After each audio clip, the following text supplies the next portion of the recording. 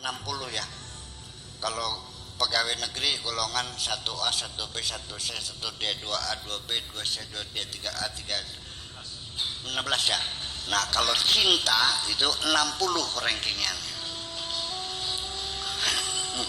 Gini,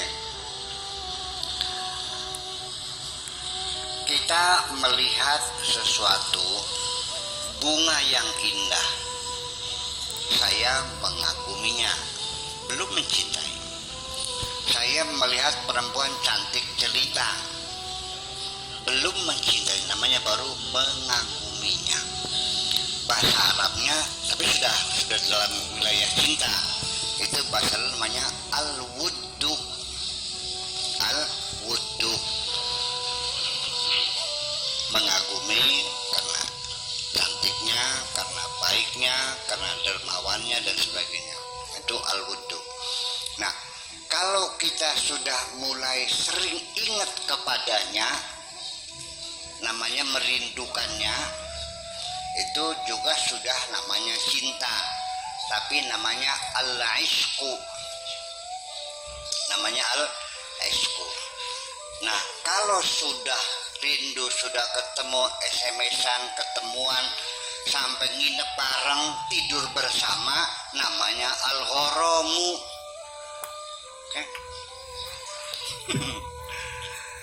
Sekalipun sudah punya anak 4, kalau belum kawin namanya al-gharamu.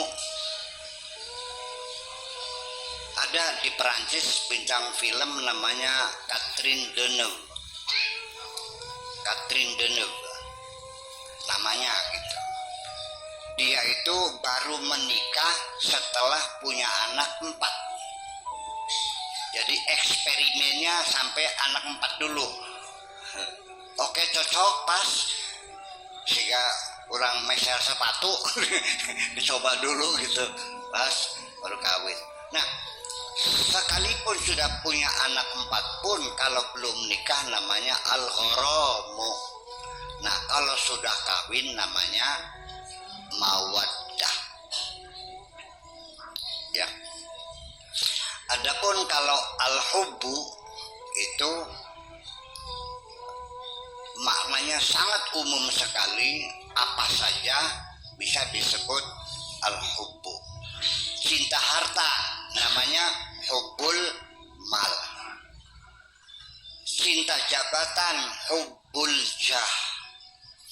Cinta kekuasaan hubbur riyasah. Cinta tanah air namanya hubbul watan. Cinta Allah namanya hubbullah.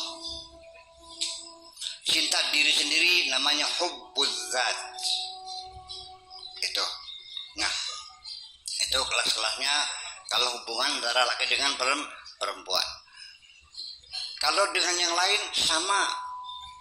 Kalau kita mengagumi sesuatu itu disebut dengan cinta juga, tapi namanya mengagumi. Apa bedanya mengagumi dan mencintai? Beda. Kalau saya mengagumi bunga mawar, tak petik bunga mawarnya karena saya mengaguminya. Tapi kalau saya mencintainya, saya sirami, saya pupuk. Itu bedanya. Saya mengagumi perempuan, ingin memeluknya, ingin menciumnya, ingin menidurinya karena mengaguminya. Tapi kalau saya mencintainya, akan saya bahagiakan orang yang mencintai itu. Setuju? Nah, jadi kemudian sebabnya orang jatuh cinta apa? Bermacam-macam. Mungkin orang itu jatuh cinta kepada perempuan karena cantiknya. Orang perempuan jatuh cinta laki-laki karena murah hatinya, karena dermawannya. Betul nggak? Mungkin orang mencintai karena kebaikannya, suka menolong dia. Bisa jatuh cinta karena perhatiannya. Nah, kalau tidak ada kebaikannya, cinta enggak. Perempuan mencintai laki-laki karena tiap hari ngasih duit 1 juta sejuta. Begitu berhenti ngasih duitnya masih demen nggak? Jadi namanya cinta itu tidak ada alasan mengapa jatuh cinta. Orang jatuh cinta adalah mengatakan, kenapa kamu jatuh cinta? Saya tidak tahu kenapa aku jatuh cinta kepadanya. Itu yang murni. Kenapa kamu jatuh cinta? Saya juga nggak tahu kenapa jatuh cinta. Tapi kalau karena dia baik, berarti bukan cinta namanya. Betul nggak? Kalau kenapa cinta? Karena cantik. Nanti setelah dia cantik masih cinta nggak? Kalau dia sudah tidak cantik.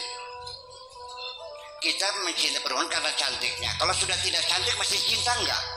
Nah, situ persoalan. Nah, disitulah maknanya, makanya ada yang disebut hubbullah, ada disebut ridallah. Kita dituntut untuk wabtahu min fadlillah ibtigha'a mardatillah. Apa ibtigha' mardatillah itu? Artinya kita punya niatan ingin menyenangkan Allah. Ridho itu artinya senang. Orang Indonesia tiap hari mengatakan ridho, tapi tidak paham makna ridho yang sesungguhnya. Ridho bahasa Arab berbeda dengan ridho bahasa Indonesia. Berbeda loh. Ya enggak? Ikhlas bahasa Arab, ikhlas bahasa Indonesia sama enggak? Beda. Kalau ikhlas bahasa Indonesia artinya enggak usah bayar lagi. Pur. Karena utang enggak bayar-bayar, akhirnya kesel, saya bawa notanya, saya sobek, dah saya ikhlaskan saja, nih ambil, artinya enggak usah bayar lagi. Tapi di dalam bersyariat yang namanya ikhlas itu tidak mesti orang itu tidak minta bayaran, masih ada harapan bayaran. Para rasul itu adalah minal mukhlisun atau minal mukhlisin, adalah orang-orang yang ikhlas. Coba dengarkan apa kata para rasul. Wa ma as'alukum alaihi min ajrin in ajriya illa ala rabbil alamin. Upahku dari Allah saja. Jadi mereka juga ikhlas, tetapi masih ada harapan mendapat bayaran dari Allah. Nah, ikhlas di situ maknanya secara profesional. Tugas kita kerjakan dengan sempurna dan tidak mengecewakan. Itulah namanya ikhlas. Bukan tidak bayaran, sekalipun nggak dibayar tapi kerjanya nggak benar, ditolak juga pada akhirnya. Itu. Nah, tetapi saya, apapun yang saya kerjakan untuk Tuhanku, sudah tidak pernah lagi terfikir mengharapkan bayaran apapun. Yang penting Tuhanku merasa senang dengan apa yang aku lakukan. Yang penting asal engkau senang. Iya kan? Karena dasarnya apa? Kita minta upah. Dengarkan baik-baik. Kita disuruh orang tua, pantas gak minta upah? Nah, sil ini bawa surat, tolong antarkan ke Pak Haji Edi. Terus nanya, berapa bayarannya, Mi? Wajar nggak nih? Anak minta upah sama ibu, wajar nggak? Wajar apa enggak? Enggak. Sebabnya apa enggak wajar? Sok jawab dulu. Sebab si anak ini, sekalipun dia tidak tahu, tidak sadar, tidak ingat dulu waktu kecil dicepokin ibunya, tapi dia pernah melihat ada seorang ibu nyebokin anaknya, kan gitu. Berarti saya juga dulunya yang nyebokin ibu saya. Dia tidak sadar, tidak ingat pernah disusu, diteteki oleh ibunya, tapi dia melihat ada ibu menyusuin anaknya. Walhasil dia mengakui bahwa ibu saya sudah memberikan segala-galanya dengan kasih sayangnya. biaya sekolahnya, biaya bidanya, biaya rumah sakitnya, sampai sunatannya, sampai kawinannya, semua adalah jasa ibu. Kebaikan ibu selama ini sangat tidak masuk akal kalau anak disuruh ibu dan minta bayaran sama ibunya, betul? Sekarang saya nanya, sebetulnya yang membuat dirimu siapa? Bukan ibumu, bukan. Kalau ada ibu dan bapak mengaku bahwa aku bikin kamu dengan susah payah, bohong. Ibu dan bapak kita tidak pernah bikin kita dengan susah payah, malah waktu kita bikin kita dengan penuh kebahagiaan. Setuju? Nah, jadi kita itu dilahirkan itu sebetulnya adalah akibat dari ibu bapak kita dulu mencari senang-senang sendiri, dan kita lahir juga nggak disengaja itu. Hanya numpang lewat. Nah, ibu yang sekedar numpang lewat saja dengan kasih sayangnya seperti itu menyekolahkan kita, kita sudah tidak layak minta upah dari ibu, betul nggak? Nah, apalagi kepada Allah Subhanahu wa Ta'ala. Yang mencipta kita siapa? Yang memberi mata kita siapa?